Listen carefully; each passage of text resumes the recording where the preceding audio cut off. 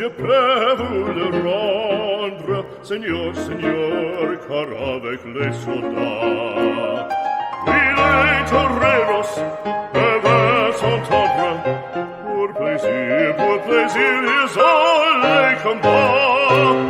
Le cirque est plein ce jour de fête, le cirque est plein d'Iotomba. Le spectateur est dans la tête, le spectateur c'est un peu fracasse, apostrophe. Anjos guardiães, espíritos amigos e protetores, Mãe Maria Santíssima. Nesse momento, Deus amado, Jesus querido, elevamos o nosso pensamento até vós para agradecermos por tudo quanto nos tens propiciado no correr de nossas existências, Pai amado.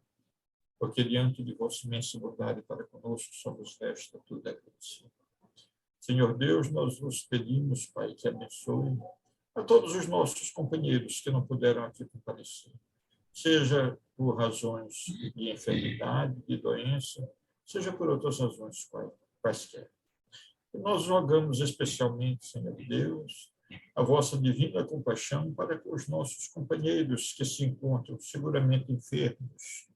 Raimundo Araújo e sua esposa Maria, assim como Raimundo Nonato Lavra, Senhor, este último internado no Hospital Genésio Reno, portador de Covid, que seja assistido pelos teus mensageiros do amor e do bem, que derrame sobre eles todos bálsamos benéficos e salutares. Abençoa a todos os que integram este nosso grupo de estudos, Senhor. Amparas os nossos propósitos de renovação superior e faça com que possamos assimilar o conteúdo que será vertido e que será tratado.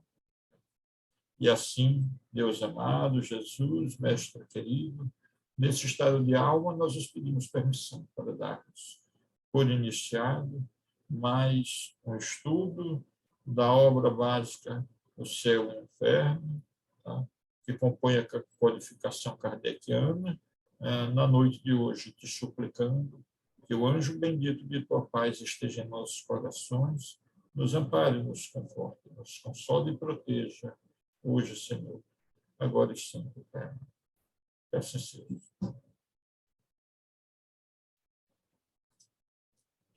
Assim seja. Na reunião passada, a gente estava vendo o deslocar de Santa Teresa lá para as zonas umbralinas, as zonas infernais, né? Que ela foi deslocada para lá. E Kardec está explicando aqui como foi que aconteceu a situação e está nos descrevendo.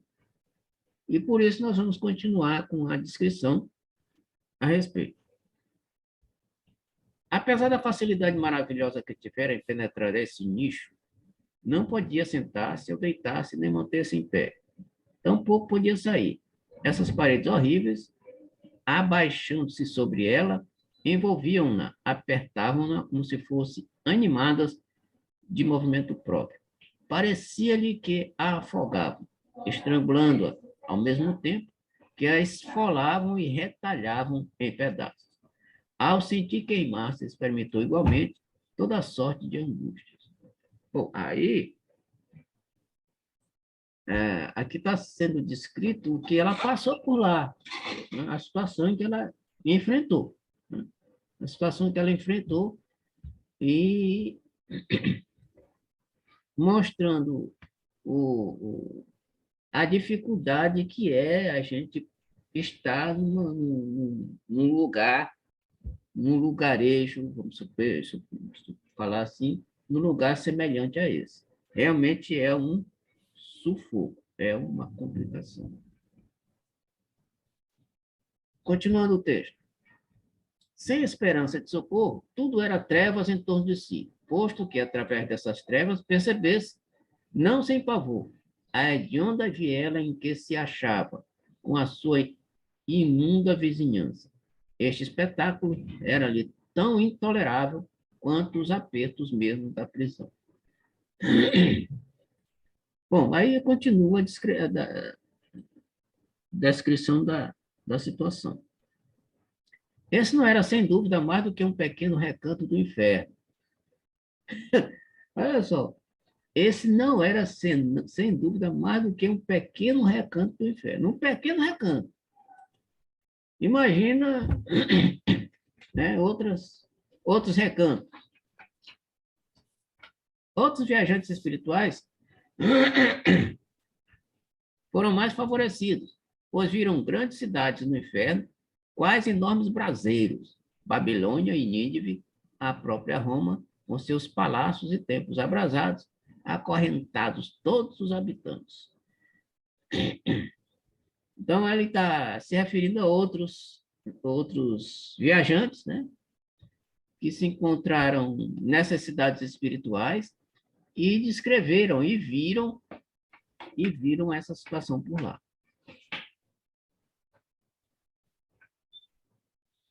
Continuando.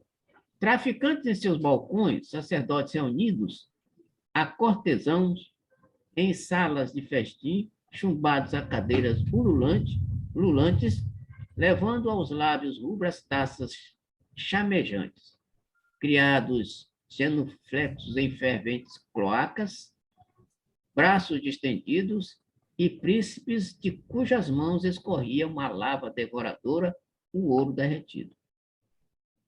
Outros viram no inferno planícies sem fim, cultivadas por camponeses famintos que, nada colhendo desses campos fumegantes, dessas sementes estéreis, se entredevoravam, dispersando-se em seguida, tão numerosos como dantes, magros, vorazes e em bando, indo procurar ao longe, em vão, terras mais felizes.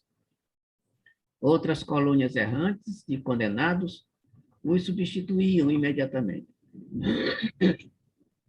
Ainda outros relatam que viram no inferno montanhas inçadas de precipícios, florestas gemebundas, poços secos, fontes alimentadas de lágrimas, ribeiros de sangue, turbilhões de neve em deserto de gelo, barcas tripuladas por desesperados, singrando mares sem praia. Viram, em uma palavra, tudo o que viam os pagãos, um lúgubre revérbero da terra, com os respectivos sofrimentos naturais eternizados, e até calabouços, patíbulos e instrumentos de tortura forjados por nossas próprias mãos. Nossa! Então, as cidades infernais, entre aspas, são descritas por aqueles que as visitam e demonstram realmente uma grande confusão, um grande sofrimento que existe por lá. E isso aqui que está sendo descrito bem aqui é até mais interessante, aliás, até mais complicado do que aquela descrição de André Luiz quando se encontrava no plano espiritual, lá no umbral. Porque André Luiz, quando estava lá, não descreve isso aqui. Porque isso aqui realmente é algo que deve ser bem mais inferiorizado. Isso chega realmente a chocar, né? Quando a gente lê essa história, chega a chocar e a gente fica realmente impressionado com as cidades espirituais lá do baixo, né? Lá da imperfeição, né? Alguém quer comentar mais com relação a isso? É interessante o seguinte, algo... Microfone desligado, Adilson. Ok, tá. Então, há algum tempo, lendo sobre a apometria, um livro do Dr. José Lacerda de Azevedo, ele faz referência a essas cidades espirituais, e algumas muito próximas do que está sendo descrito aqui no texto. O que nos faz crer que realmente se trate de uma situação que não é fantasiosa, longe disso, pelo contrário, está evidenciado tratar-se de uma realidade dolorosa, mas realidade. Ele reclamou que a água estava caindo fora. Ok? E ele descreve o seguinte, você vê o seguinte, que aí há a descrição de Babilônia, Nínive E Roma. e Roma, tá? Mas ele descreve a formação ideoplástica dessas cidades no plano espiritual, Sim. dependendo ou de acordo com a tendência do sujeito. Digamos que o camarada fosse do tipo que gostasse de frequentar, suponhamos, a zona do Baixo Meretrício, né? Ele vai encontrar uma cidade nesses termos, lá também, tá? Compatível com aquilo que ele era o seu desejo, o seu ideal de cidade por aqui. Compreendido? Afinidade. Questão de afinidade. Isso. Questão de vibração. Aí cai aqui no professor Pronto. Otton. Nível de vibratório. Professor Otton. Nível vibratório. Exatamente. Continua, Edilson. Não, era Sim. só para enfatizar. Certo. Então, olha só. O que André Luiz nos escreve em nosso lar? Ele descreve que ele foi para o umbral por conta do nível vibratório dele.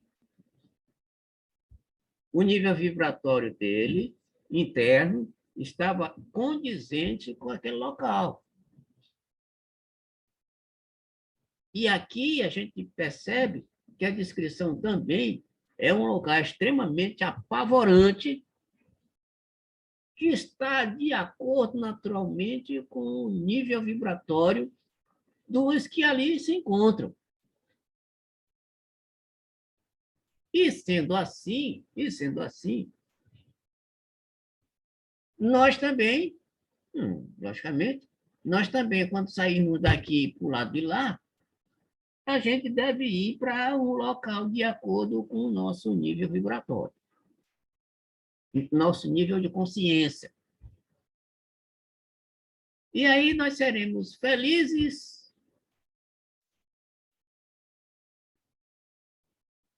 ou não por conta disso.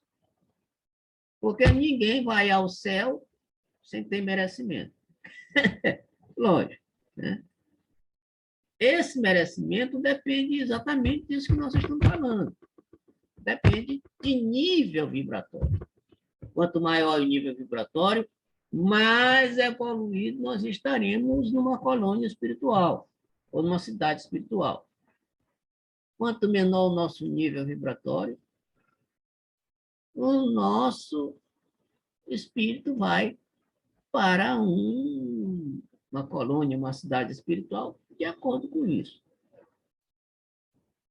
E isso aí é questão de afinidade, né? E a gente não pode escapar disso. A gente não pode escapar das nossas tendências, do nosso nível vibratório. Continuando a leitura. Há, com efeito, demônios que, para melhor atormentarem os homens em seus corpos, tomam corpos. Uns têm asas de morcego, cornos, couraça de escama, patas armadas de garras, dentes agudos, apresentando-se nos armados de espada, tenazes, pinças, serras, grelhas, foles, tudo ardente, não exercendo outro ofício por toda a eternidade em relação à carne humana, que não o de carniceiros e cozinheiros. Outros, transformados em leões ou víboras enormes, arrastam suas presas para cavernas solitárias. Estes se transformam em corvos para arrancar os olhos a certos culpados. E aqueles em dragões volantes, prontos a se lançarem sobre o dorso das vítimas, arrebatando-as assustadiças, ensanguentadas aos gritos, através de espaços tenebrosos, para arremessá-los ao fim em tanques de enxofre. Aqui, nuvens de gafanhotos, de escorpiões gigantescos, cuja vista produz náuseas e calafrios, e o contato, convulsões. Além, monstros policéfalos, escancarando goelas vorazes, a sacudirem sobre as deformes cabeças as suas crinas de áspides, a triturarem condenados com sangrentas mandíbulas para vomitá-los mastigados, porém vivos, porque são imortais. Nossa, pessoal, que coisa mais horripilante. Ai, então, quem merece isso aí, né, companheiro? Para merecer uma história dessa, tem que estar bastante complicado. Aqui tem um livro em que são fotografados os espíritos. E aqui, nessas fotos, mostram espíritos com mantos negros, eles todo envolto em negro. São espíritos extremamente atrasados, que não conseguem, que são fotografados, que se apresentam como se fossem magos negros, ou coisa parecida. São espíritos que a gente olha a foto, a gente fica impressionado como é que o psíquico, né, o poder psíquico dessas entidades, os transforma naquilo. Ou seja, transformam naquilo justamente por conta da sua mentalidade, nível espiritual bastante imperfeito. Enquanto a gente encontra outros espíritos que estão todos iluminados, vestidos de branco, né, para distinguir o nível de consciência ou o nível vibratório de cada um deles. Rubem, apenas para colaborar aí com a tua fala, ilustração, Sim. Há um livro chamado A Face Oculta da Medicina, do Dr. Frutuoso. Paulo César. Frutuoso, pronto, lembrei o sobrenome dele. Dr. Paulo César Frutuoso, em que ele relata materializações assim assombrosas para efeito de tratamento desses irmãos. São mesmo ou magos, melhor dizendo, negros, ou então espíritos extremamente, digamos assim, trevosos, por assim dizermos, dada a sua imperfeição. Inclusive, ele coloca várias fotos, tá? E essas fotos foram obtidas através de materialização semelhantes às que William Crookes obtinha com o espírito de Kate King, no lar de Frei Luís, que é um centro espiritualista, tá? No estado do Rio de Janeiro, situado numa floresta que fica ou permeia ali as áreas de Jacarepaguá, naquelas dimensões, e lá, devido à riqueza de ectoplasmas decorrente dos vegetais, que é em plena floresta, e mais dos seres humanos que frequentam as reuniões, eles conseguem essas materializações fantásticas.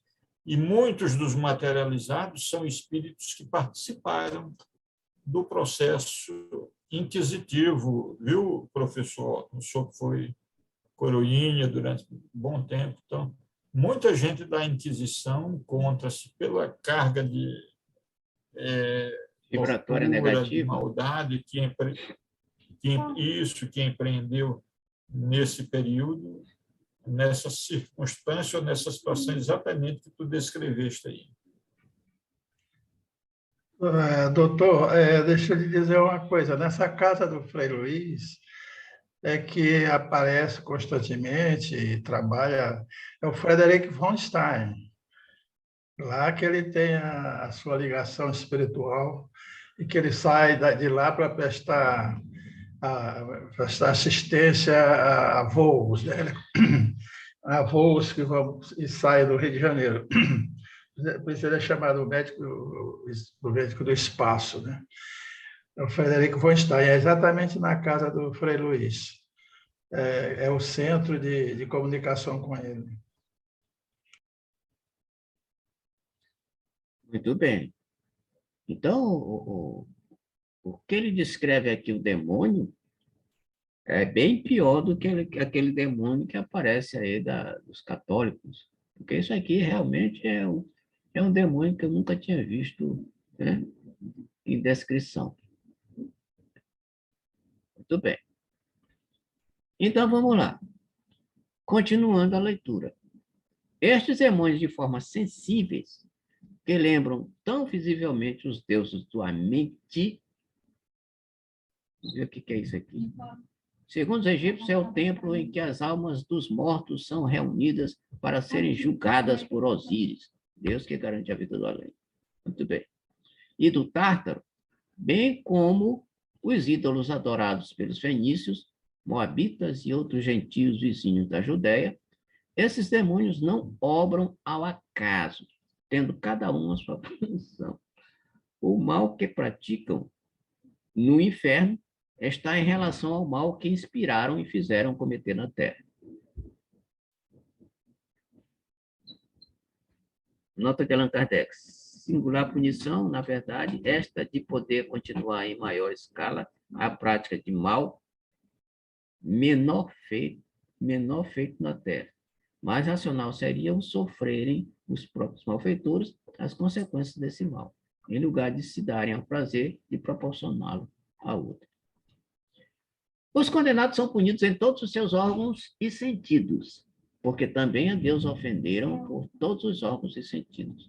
Os delinquentes de gula são castigados pelos demônios da glutonaria, os preguiçosos pelos da preguiça, os luxuriosos pelos da devassidão, e assim por diante, numa variedade tão grande como a dos pecados. Terão frio, queimando-se, e calor, enregelados, ávidos igualmente de movimento e de repouso, sedentos e famintos, 1000 vezes mais fatigados que escravos ao fim do dia, mais doentes que os moribundos, mais alquebrados e chaguentos que os mártires, e isso para sempre. Pô. Um sofrimento para sempre é meio estranho, né, pessoal? É meio estranho. E aqui ele fala na divisão de que cada pecado tem um demônio diferente. E cada demônio diferente tem os seus tipos de tortura, especialização, tipo de tortura, etc, etc, etc. Vocês já imaginaram um inferno desse tipo? É alguma coisa de realmente horrorizante, ou horrível. Continuando. Demônio algum se furta, nem se furtará jamais ao desempenho sinistro de sua tarefa, perfeitamente disciplinados e fiéis quanto à execução das vingativas ordens que receberam. Aliás, sem isso, o que seria o inferno? Repousariam os pacientes se os algozes altercassem ou se enfadassem. Mas nada de repouso, nem disputas para quaisquer deles, pois apesar de maus e inumeráveis que são, estendendo-se de um a outro extremo do abismo, nunca se viu sobre a terra súditos mais dóceis a seus príncipes, exércitos mais obedientes aos chefes ou comunidades monásticas mais humildes e submissas a seus superiores. Ou seja, os demônios eles até se deleitam com o trabalho deles, né? Até se deleitam. Ou seja, são elementos que estão ali para cumprir a sua missão, que é de torturar os condenados, de acordo com os seus pecados. Já imaginou se cada um elemento desse tem vários pecados? E tem, né? Aí, vamos imaginar, bom, segunda-feira, o pecado da gula, lá o demônio da gula perturba o cara, né? Na terça-feira, o pecado da inveja, aí lá vai o demônio da inveja perturbar o sujeito, né? Etc, etc. Então, realmente, são infernos que deixam a gente extremamente, né, assim, meio apavorados com a história. Se não fosse a doutrina espírita, né, a gente acharia isso aqui um negócio extremamente absurdo.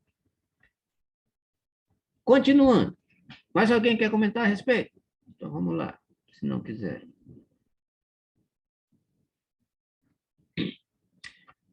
Quase nada se conhece da ralé demoníaca, desses vis espíritos que compõem as legiões de vampiros, sapos, escorpiões, corvos, hidras, salamandras e outros animais sem nome. Conhecem-se, porém, os nomes de mitos dos príncipes que comandam tais legiões, entre muitos dos príncipes que comandam tais legiões, entre os quais Belfegor, o demônio da luxúria, Abaddon, ou Apolion, do homicídio, Beuzebu, dos desejos impuros, ou senhor das moscas, que engendram a corrupção. Mamon, da avareza, Moloque, Belial, Baal-Gade, Astaró e muitos outros, sem falar do seu chefe supremo, o sombrio arcanjo, que no céu se chama Lúcifer e no inferno se chama Satanás. Ai, que maravilha isso aqui, pessoal. Então, olha só, cada um com sua tarefa, né? E também tem seus chefes, né? Assim como tem os comandantes em tudo quanto é lado, lá no inferno também tem os seus líderes e seus comandantes para distinguir ou distribuir as tarefas e o que essas tarefas contêm para serem realizadas. Então, a gente já descobriu. No céu, o chefão é o Lúcifer. No inferno, Satanás. Tá. Alguém mais? Bom, então, finalmente, ele diz, eis aí resumida a ideia que nos dão do inferno, sob o ponto de vista da sua natureza física e também das penas físicas que aí sofrem. Compulsai os escritos dos padres e dos antigos doutores. Interrogai as pias legendas, observai as esculturas e painéis das nossas igrejas. Atentai no que dizem nos púlpitos e sabereis ainda mais. Essa é a ideia que nos dão, né? Dizem que nos dão. É a ideia que nos dão.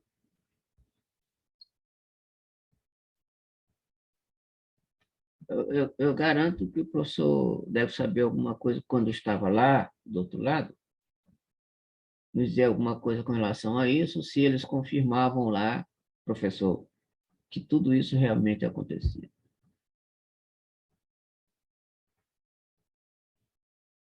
Você tem ideia disso, professor? Se lá, quando você estava participando lá da religião, se eles confirmavam isso ou não? Ou se o senhor não chegou a conhecer? Não, não, Não não. chegou a saber. Já Beleza. aconteceu. O que eu conheci de Lúcifer, que eu falei assim rapidinho, é o que Sim. foi realmente falado aí. Quer dizer, o Lúcifer pertencia lá à casta do céu, né? Uhum. E por uma questão de querer não seguir as determinações de Jesus, que era quem organizava isso, ele ficou isolado. E aí eu estou vendo pela primeira vez que ele passou a ter o nome de Satanás lá no período do local do inferno, né? Essa eu não sabia, não. Eu só sabia que ele ficou, o Lúcifer ficou neutralizado em suas ações, mas ele criou uma pleiade de seguidores que começaram a desenvolver comportamentos antagônicos aos princípios religiosos cristãos, né? Até aí que eu sei. Agora, mais do que isso, não. Muito bem. Então, olha só, pessoal. A gente está percebendo com a leitura e reflexão desta obra que ela não é uma obra tão fácil assim, da gente assimilar alguma coisa. É uma obra densa, é uma obra densa, e que Kardec vai nos explicar alguma coisa com relação a isso aí, para a gente entender melhor.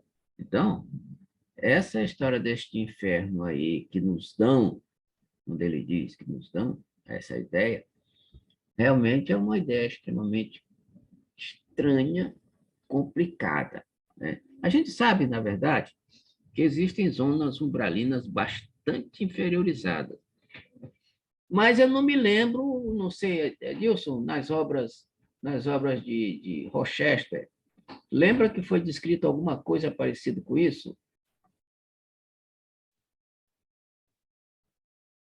Sim, sim, Rubem. Ah, tá. Há pelo menos uma obra de Rochester justamente se reportando a esse período da Inquisição, Inquisição, sim. em que ele faz uma referência muito próxima dessa que nós estamos vendo aqui. O nome da obra, inclusive, salvo melhor juízo, Inquisição. Inquisição. Uma época de trevas ou coisa parecida. Ok, beleza. Então, não, porque na verdade eu também já li algumas obras de Rochester, e lá tem umas coisazinhas realmente bem pesadas. Porque a gente, quando lê uma obra, a gente se introduz na obra, né? A gente fica lá na obra, né? A gente se transforma em personagem da obra. Então, se a obra está descrevendo, a gente parece que está lá, no local sendo descrito, Exatamente. entendeu? E aí, tem algumas obras de Rochester que eu li que falam algumas coisas assim que eu digo, nossa, que o negócio é realmente meio pesado, né? Meio punk, né? Meio punk, meio pesado. E aí a gente, né, toma um impacto. Pois é. Então, é isso que acontece. Então, continuando. Continuando aqui. Então, o que ele diz? O autor acompanha este quadro das seguintes reflexões, cujo alcance procuraremos cada qual compreender.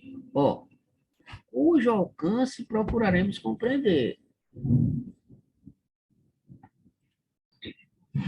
Então, o que diz aqui? Abre aspas.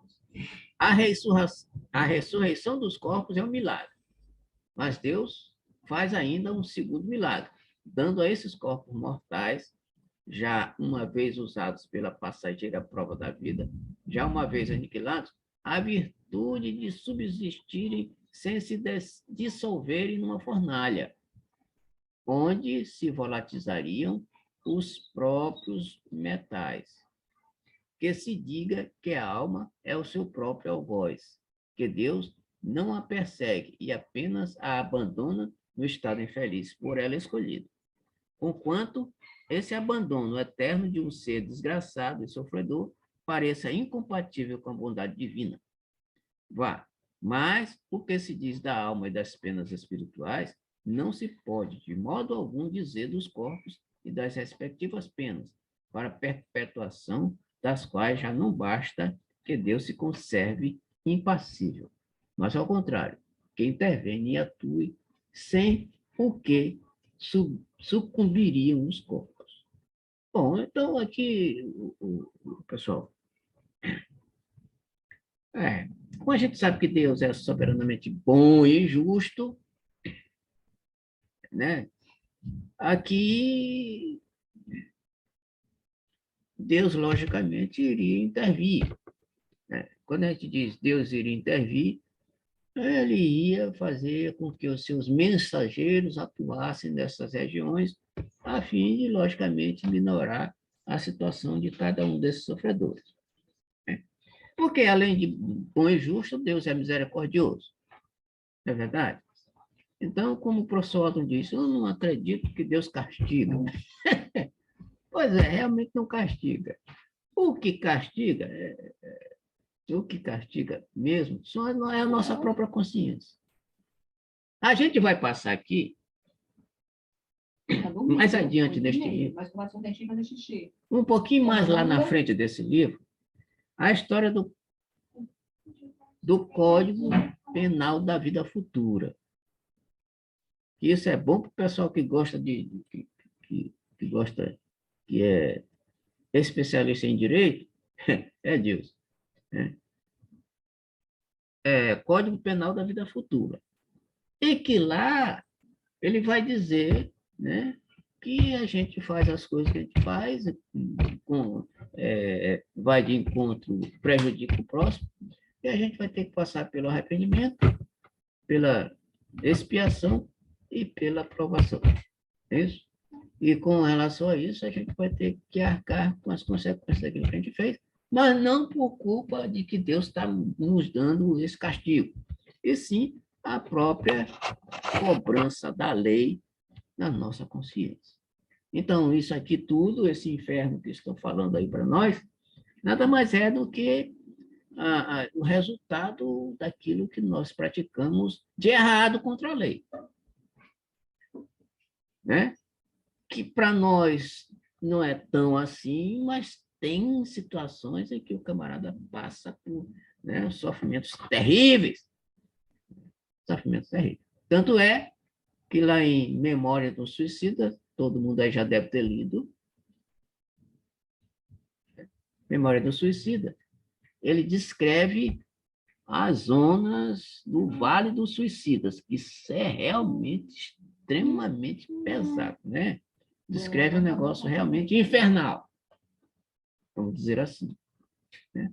Mas tudo por conta de quê? Dele próprio, que procurou, né, com suas próprias mãos, com seu livre-arbítrio, pecar ou ir de encontro à lei, e a lei apenas cobrou, né? A lei apenas cobrou. Mais alguém?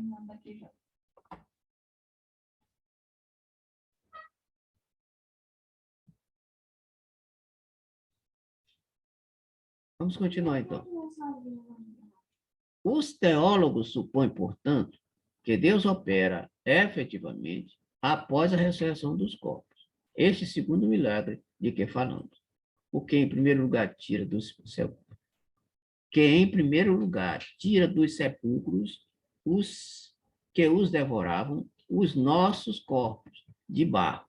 Retira-os tais como aí baixaram, com suas enfermidades originais e degradações sucessivas da idade. Restitui-nos a esse estado decrépitos, friorentos, gotosos, cheios de necessidades, sensíveis a uma picada de abelha, assinalados de estragos da vida, dos estragos da vida e da morte. E está feito o primeiro milagre. Depois, a esses corpos raquíticos, prontos a voltarem ao pó de onde saíram, outorga propriedades que nunca tiveram, a imortalidade.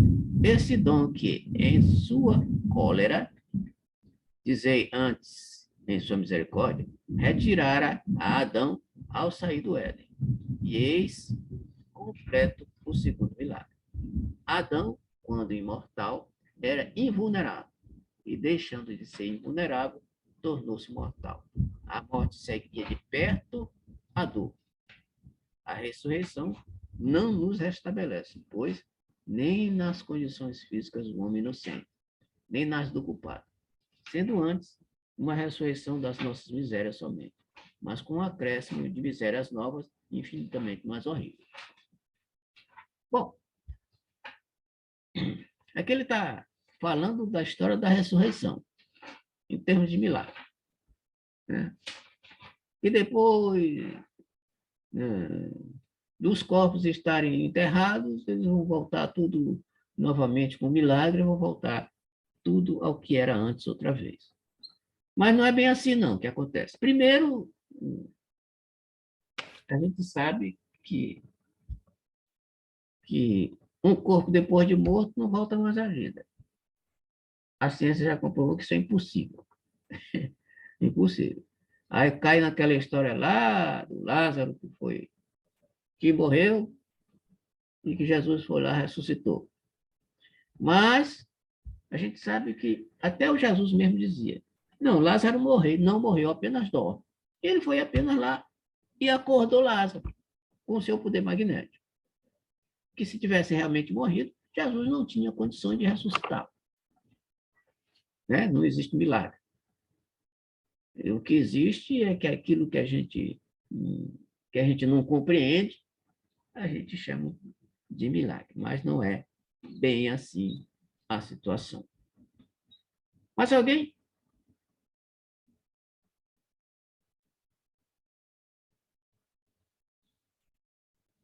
Então, vamos mais um pedacinho.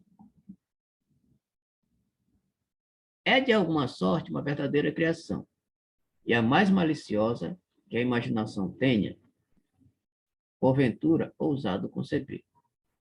Deus muda de parecer e, para ajuntar aos tormentos espirituais dos pecadores, tormentos carnais que possam durar eternamente, transforma de súbito, por efeito do seu poder, as leis e as propriedades por ele mesmo estabelecidas, de princípio, aos compostos materiais.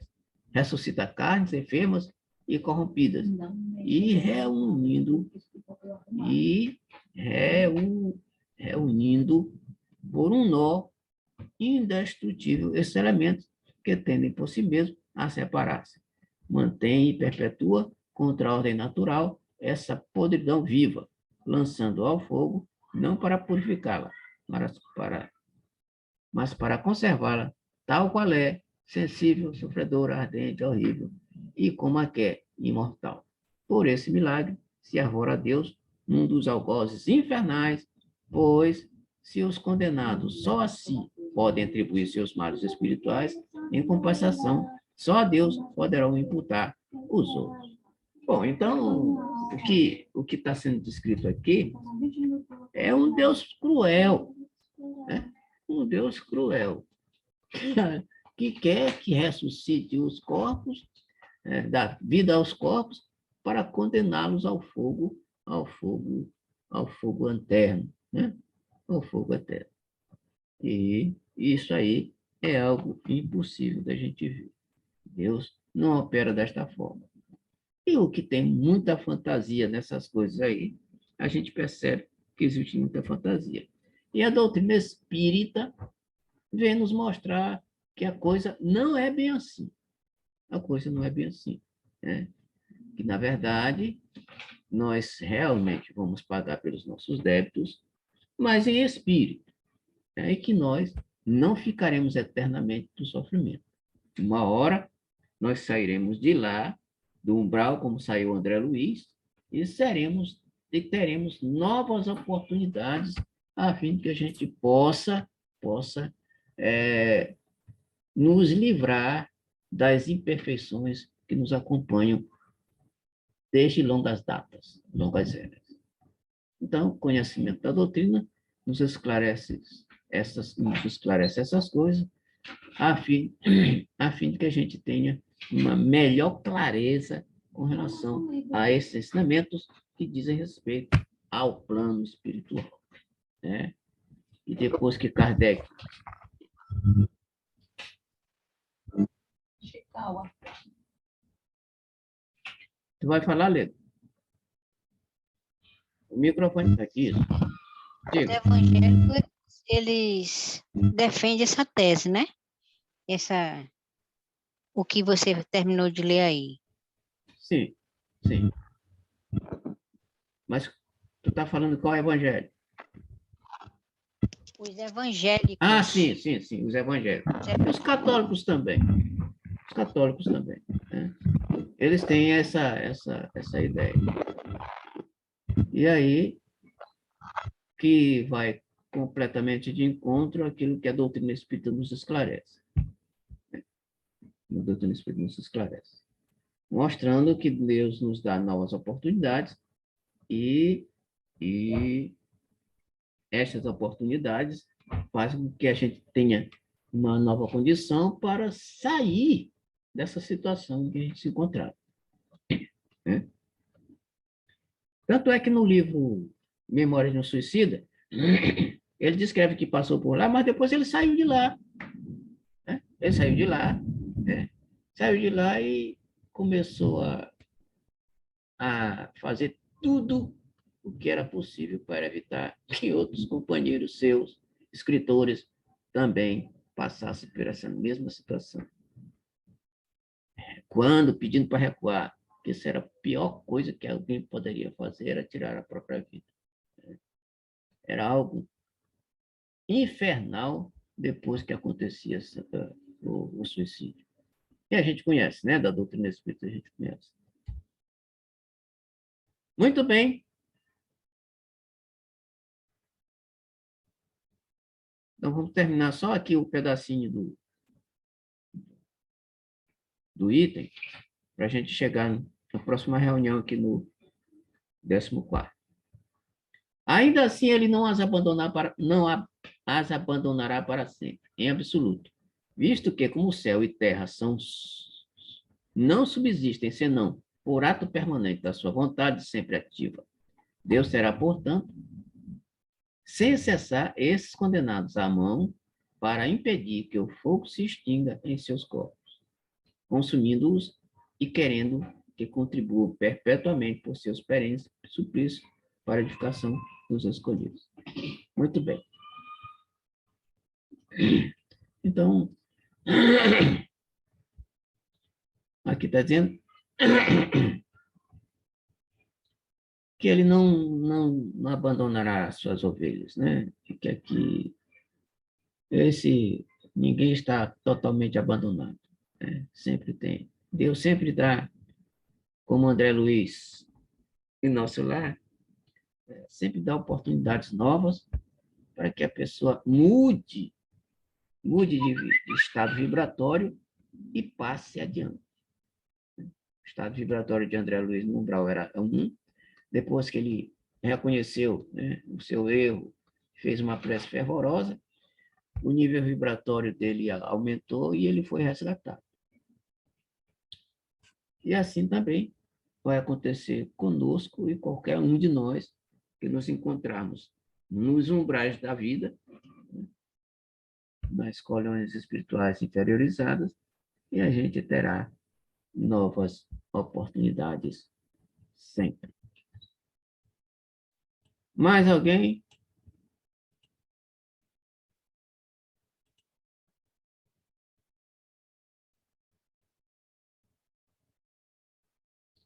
Bom, se não tem mais ninguém, está na hora da gente encerrar a nossa conversa de hoje. Pedir para alguém fazer a prece de encerramento.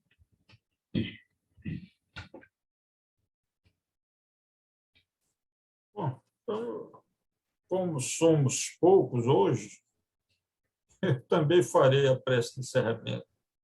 A não ser que minha querida amiga Leda queira fazer.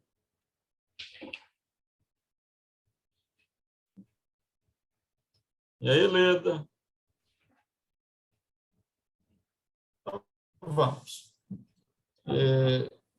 Vamos mentalizar o Mestre Jesus.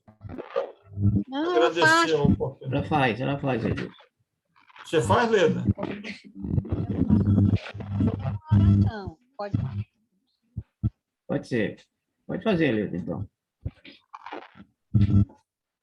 Então, vamos harmonizar a questão dos olhos para a nossa prece final, onde eu vou ler uma oração da Mãe Natureza.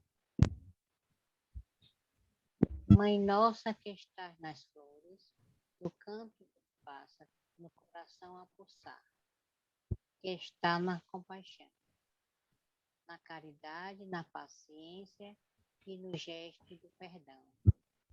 Mãe nossa que estás em mim, que estás naquele que eu amo, naquele que me fere, naquele que busca a verdade. Santificado seja o teu nome, por tudo que é belo, bom, justo e gracioso. Venha a nós o teu reino de paz e justiça, fé e caridade, luz e amor. Seja feita a tua vontade, ainda que minhas rogativas prezem mais o meu orgulho do que as minhas reais necessidades. Perdoa as minhas ofensas, os meus erros, as minhas faltas. Perdoa quanto se tornam frio o meu coração. Perdoa-me assim, como eu posso perdoar aquele que me ofenderam, mesmo quando meu coração esteja ferido. Não me deixais cair nas tentações, dos erros, vícios e egoísmo. E livra-me de todo o mal, toda violência e todo infortúnio, de toda enfermidade. Livra-me de toda dor, de toda mágoa e de toda desilusão. Mas ainda assim, quando tais dificuldades se fizerem necessárias, eu tenho força e coragem de dizer: obrigado, mãe, por mais esta lição, que assim seja. E assim seja. Isso seja.